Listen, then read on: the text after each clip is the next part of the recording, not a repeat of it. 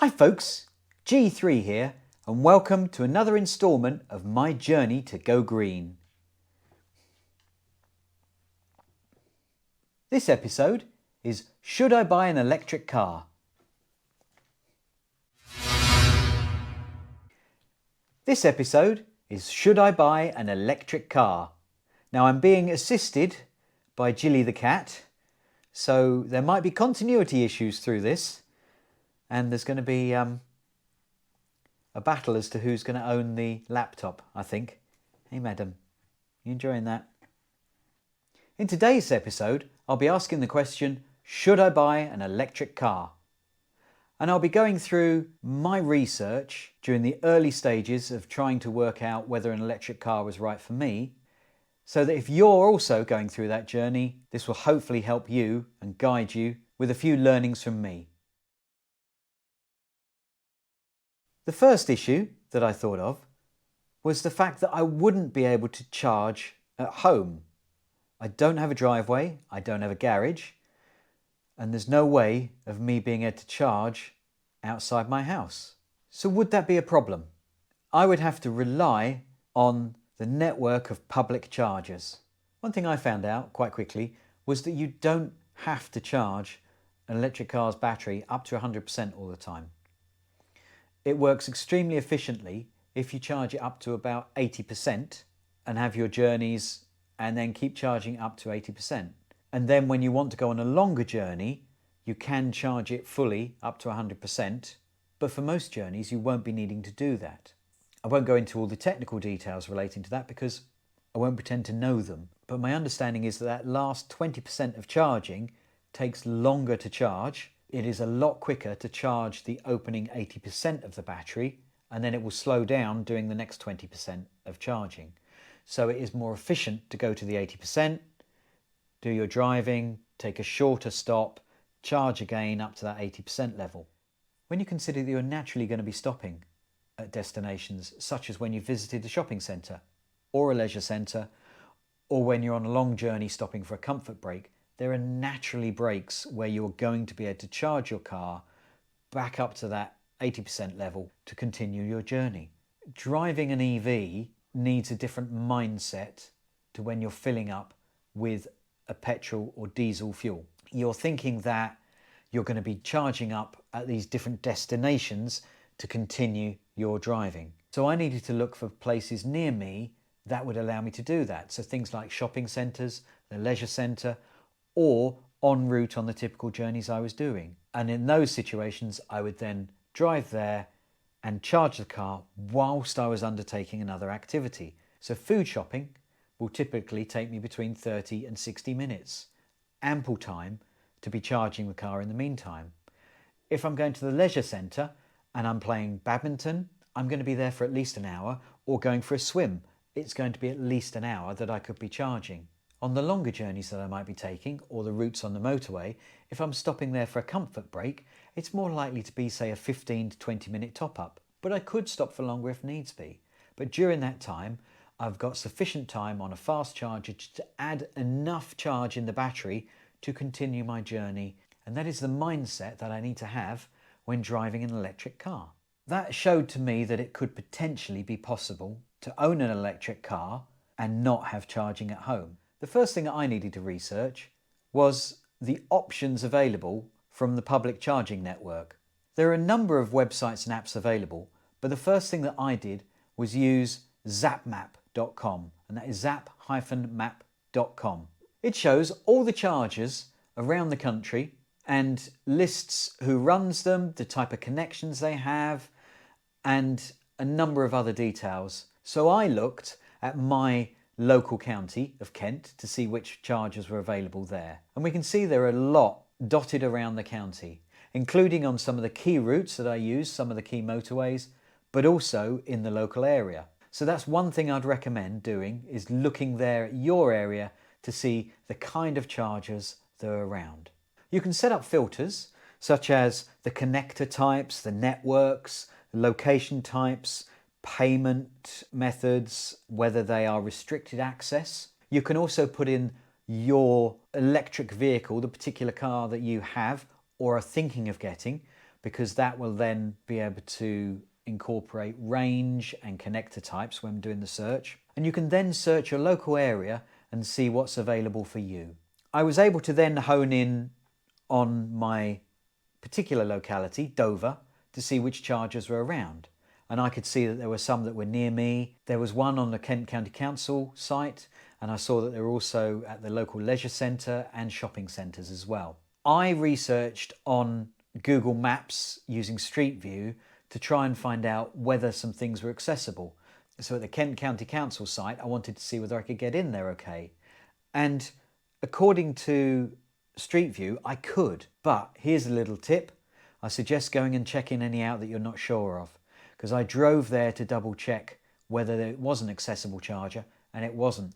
There was now a barrier across because it was a school facility, and the charger there was for teachers and visitors alike, I believe.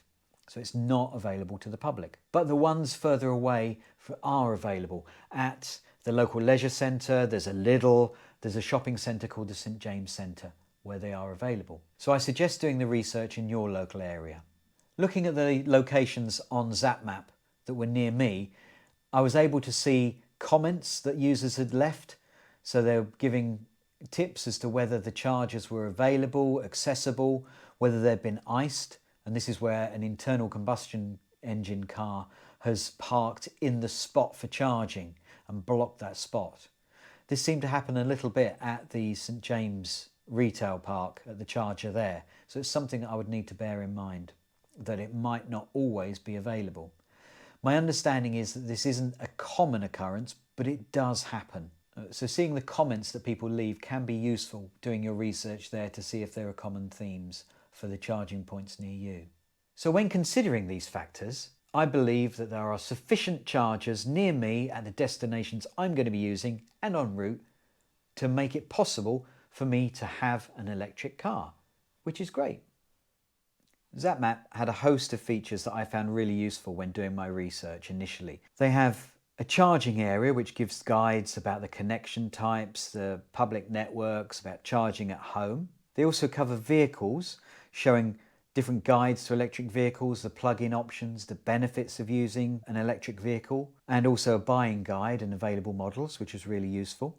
They've got statistics available as well, so around UK charge points, the network market shares, and about electric cars in general. They also cover news. A number of the useful things that I found were under the Tools menu. One of these is the home charging calculator, and this allows you to work out charging time and cost if you're charging at home. You can select your vehicle, the home charge speed, the unit cost for electricity, the range for your type of vehicle you've selected. That's the sort of the real world range. It will auto-populate that, I believe, with the type of car you've got to show a realistic range. It'll then demonstrate the charging time needed, the range that will be provided from that, the cost to you for that charge, and the cost per mile. The next tool was a public charging calculator. And again, this was going to show the time and cost if you're charging on a public network. So this was extremely useful for me. You can select the charger speed that you're going to be using, whether there's a connection fee, the charge per kilowatt hour. It puts in the real world range of the car that you've selected, and it will then demonstrate the likely cost and charging time for that vehicle. So if I selected an MG5 EV, it came back and showed me that with 50 kilowatt charging, I would be charging for 36 minutes to give me 116 miles of range. It would cost me £9.45, which would be equivalent of 8.1 pence per mile. It then shows you how this compares to if you were charging at home. And it would say that the typical home energy cost being 14 pence per kilowatt hour, and so the cost for this equivalent charge at home would be £4.41 in general. So it's showing that it's approximately £5 dearer to make this charge out and about, which is a reasonable amount of money. But if you don't have that availability at home to charge, then this isn't a bad option. It seems a reasonable price to me, especially when you were considering that the fuel for a typical petrol or diesel car costs around 12 pence per mile. And here we're looking at 8.1 pence per mile. So it's 2/3 the cost of what I would be paying if it was a petrol or diesel car. In addition to these tools, Zap Map also shows the typical journey cost calculator and also will take you through the home energy provider rates. Both really useful tools. Hello, Trouble. So under the tools section of Zap Map, there are a couple of other things that would be useful. The journey cost calculator, that enables you to find out the cost of your typical journeys, or if you're making a longer journey, to find out how much it's likely to cost you. It also has home energy provider rates, which is really useful for you to compare the different home energy providers. One other thing that I looked at relating to charging was a website called cocharger.com. That's co-charger.com. Now this seems a great idea. They're trying to create a network of people who have home chargers that they can rent out to others to use for people that don't have a home charger. And it's also allowing people that don't have a home charger to find local chargers that they could potentially use. Unfortunately, there's nobody in my area that is signed up to allow others to use their charger. So it's a non-starter for me. But there were a number of locations that had people that were willing to rent out their chargers. So it's definitely worth a look if you're trying to find charging possibilities near you. So that's co-charger.com.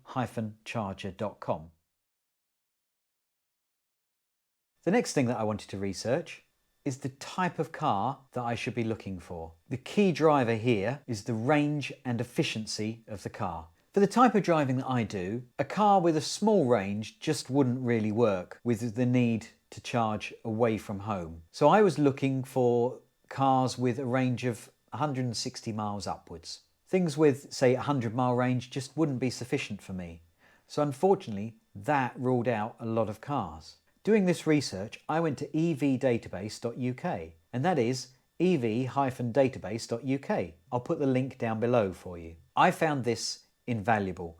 It's a list of all the current new electric vehicles available, and it has a whole range of filters and sliders that allow you to choose the results so you can see things that are specific for you. The kind of filters that are available are make, body style, price, charging plug, segment, so that's the size of the vehicle, the number of seats, and it had sliders on there that you can choose the range that the car can drive, its acceleration, top speed, charge speed, and a few other things as well. Things that I looked at to try and find my car were looking at the super minis, and this showed me things like the Peugeot E208, the Vauxhall Corsa E, Mini Electric, and the BMW i3. And we could see here the range and efficiency of those cars. We couldn't filter on that, but you can sort by the efficiency. So that was quite useful.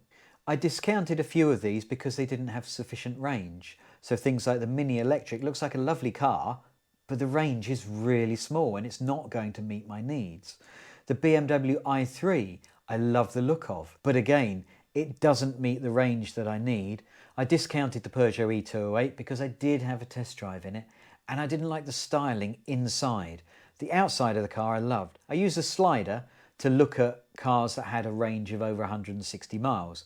And this showed me things like the Volkswagen ID3, the MG5 EV, and the Kia e-Niro. So that gave me an idea of the kind of cars that I could be looking at. Now obviously the Volkswagen ID3 has only just come out, and unfortunately the first phase are just too expensive for me. Another area that I researched was using the efficiency. So I was able to sort all of the cars by efficiency. Now this showed me right at the top the Tesla Model 3 being the most efficient, and that's using 235 watts per mile. That's higher than the Hyundai Ioniq, which was an extremely efficient car. That's 245 watts per mile.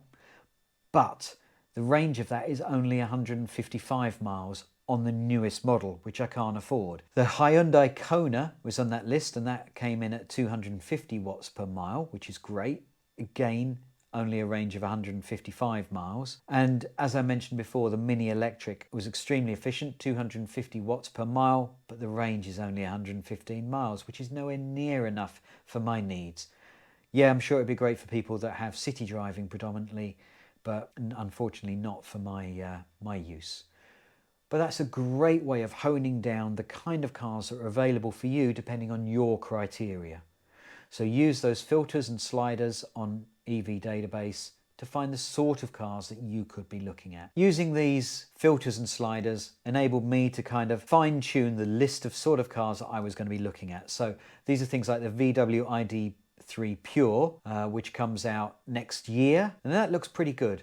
Efficiency of 255 watts per mile and 175 mile range. But that's next year, and I don't know the price that that's going to be coming in at. The Renault Zoe is also coming up highly in the list, but again, I'm not really sold on the style of that one, unfortunately. And as I've covered in another video, and I'll link to that here, the MG5 EV has a reasonable efficiency, 275 watts per mile and a good range, 175 miles range according to EV Database. That's a real world range. This is quite an affordable car in my opinion, and I'll go over the costs for that soon. So in summary, I used ev-database.uk to research the sort of cars I should be looking at. Another factor for me is the difficulty to park outside my house. I've already talked about not having off-street parking, but one of the issues is that there are a lot of people needing to park out in the streets, and that's really increased over the last 5 years. It's really noticeable.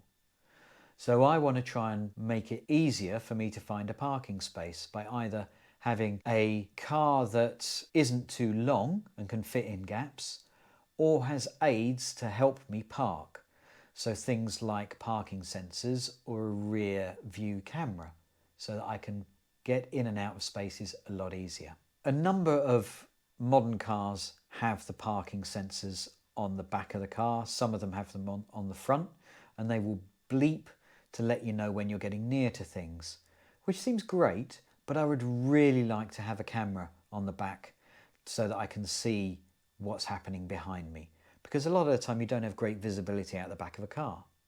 Unfortunately, cameras tend to be an upgrade on cars. They don't tend to be available on the base models, but you can purchase them as one of the upgrade kits.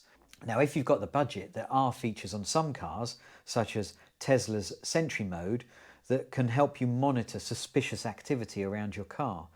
Now, they say that if a significant threat is detected, the cameras on your car will begin recording and the alarm system will activate. Now, I've seen that in action. It looks great. If there is activity around your car, the cameras will start recording and will enable you to save that recording. So if you've got hit, knocked, somebody opened the car door into your car, or there's been activity around it, people keying it or something like that, you've got video footage that could enable the police to take action if needs be. But obviously that's available on a top-end car. It's not on something that I have budget for. What I have to look at, and maybe you might do too, is the length of the car and also whether it has those features such as the rear camera. Again, I used ev-database.uk to research cars, and this time I was looking at the dimensions so that I could find the length of the different cars. Looking at some of the cars that had shown up through my previous research, I saw that the VW ID3 was 4.2 metres long, the MG5 EV was 4.5 metres, Peugeot E208 was 4 metres, the Mini Electric was only 3.8 metres, but I'd already discounted that car because it didn't have a very good range, and the BMW i3 was 4 metres. Now I was surprised at that because it seems to me to be a small car, but it was the same length as the Peugeot E208 and only a little bit shorter than the VW ID3. I was quite surprised. But again, I mostly discounted the BMW i3 because of the range and the impact that the wind can have on the car. So it seems that there's not a huge difference between the main cars that I'm looking at when it comes to the length of the car. The Mini Electric, I say, was 3.8 metres. I've discounted that. So the ones that I'm looking at were mostly 4 metres to 4.5 metres in length. Whilst it'd be great to have one of the shorter cars, I felt that if there were additional features on a car, it might be acceptable to have a slightly longer one. Now, as I mentioned, a lot of the cars have a reversing camera available on their higher spec cars. And then a lot of these just aren't within my price range. They're not affordable for me. They may well be for you, but they're not for me. But when it comes to the MG5 EV, there's a reversing camera on the base model, the MG5 EV Excite level, and that comes with a reversing camera as standard. And that car is a little bit more affordable for me. The starting price for the MG5 EV Excite is £27,495. Once you take into account the £3,000 government grant, that is £24,495. They also currently on their website have an offer which is trade up plug-in, where you can get a £4,000 trade-in on your car towards either of these models, the Excite or the exclusive level. Now they say the part exchange vehicle must be taxed, in good working order and owned by the customer for at least 6 months prior to the new car order, and that the trade-up plug-in applies to cash purchases as well as finance purchases. So for me, I've owned my car for over a year. It's probably only worth £500 if I sell it privately. So that is ideal for getting £4,000 off. So with that taken into account, I could get the MG5 EV Excite for £20,495. Still an awful lot of money, but I've found that if I get a car loan through my bank, I can get an APR on that loan of around about 3%. I think it was 2.9%. That is a lot more favourable than the APR I could get on some car finance deals. I think the MG one was 4.9 APR, and when I looked at BMWs for the i3, that was something like 10.9 APR. So a lot more expensive than going via my bank to get a loan and going through that route. Another consideration for me was also looking at renting a garage nearby. So I checked my local council website to see if there was availability, and they do have garages available, especially near me. There are some up the road, but they don't have electricity available in them. And potentially there's a waiting list. And equally, my local ones, I was concerned that people were parking in front of them and blocking them. And I really didn't want the hassle of coming back to the garage and finding that people were parked in front of it and I couldn't use it. Especially when I was paying, it was £18.80 a week for that particular garage. They are only a 3-minute walk from home, so it's not too bad. But the fact that there's no electricity and that they could be blocked meant that that was not going to be a starter for me, so I discounted that as well. So let's summarise what I've looked at. I needed to look at charging away from the home, so I looked at Zap Map. I read the comments that were available there so that I could try and find a little bit more about the chargers to see which ones regularly weren't working. I also physically checked the location of some chargers that I wasn't sure about that were shown there, and I checked the likely cost of charging through Zap Map to give me an idea as to what it would cost to charge my car at these locations. I also researched the range and efficiency of different cars and the size of different cars, and both of these I did through evdatabase.uk. So I was able to gauge the size, efficiency, the plug type, and check out which cars were suitable for me. I've also considered the difficulties with parking and looked at cars that had parking sensors on them and reversing cameras to try and find the best option for me. Those are the steps I've undertaken to research whether it's possible for me to get an electric car, which it is, and also the sort of car that I'm going to be looking for. And it appears that it's likely to be an MG5 EV. Please pop your questions down below. I'll do my best to answer them if I can. I've found that people are really happy to answer questions if you go and post them, because the EV community are awesome. I intend to post more videos in the future answering different questions and looking at other things that I've researched when it comes to electric cars. Well, that's it, folks. That's my initial journey to try and research an electric vehicle and whether it's right for me. So hopefully that's been useful for you. If it has, then please click the like button. And also, if you haven't done so yet, please subscribe to the channel and click the bell icon so you get notified when I load up a new video. So don't forget, folks, leave your comments and questions down below. And until next time, bye.